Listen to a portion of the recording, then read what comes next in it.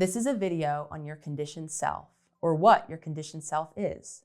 We're going to cover what your conditioned self is, how it keeps you stuck, and of course, how to begin to work with it.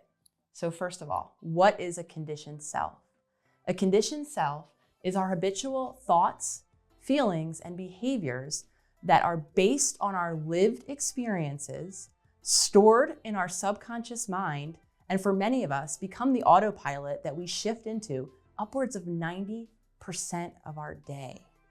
Our conditioned self, at their core, contain unmet needs, suppressed emotions, things that we weren't safe enough to show in our earliest environments, oftentimes with those that we love the most, our parent figures, our caregivers.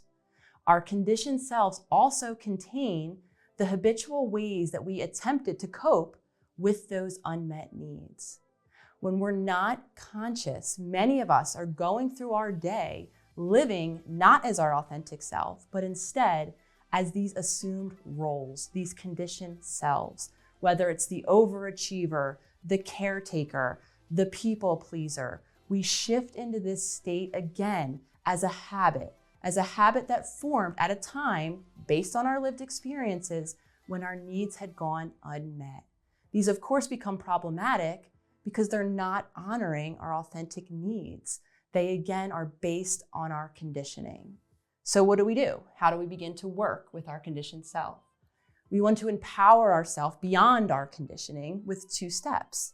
The first step is to cultivate consciousness, to teach yourself how to begin to bear witness, to see these very habitual thoughts, feelings, behaviors, roles that you are likely showing up as day in and day out, probably most frequently in your relationships.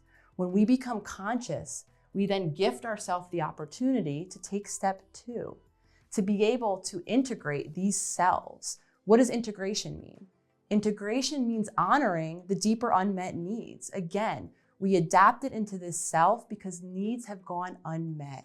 So when we integrate our conditioned self, we honor those deeper unmet needs. And now in that space where we're not reacting in that old way, we may begin to make new choices that are now in alignment with those deeper needs of the self.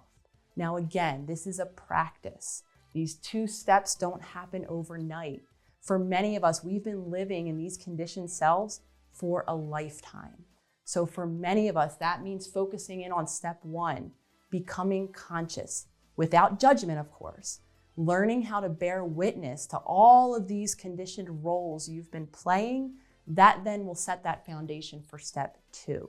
Also a journey in uncovering those deeper unmet needs, and for many of us, exploring new ways that are more in alignment with who we are today. So I'd love to hear from you. Anyone who's met any of your conditioned selves, drop them in the comments. What are you beginning to notice? What are the roles that you are showing up as most frequently? If this is a new practice, or if you have any questions, I'll be listening in the comments for those as well.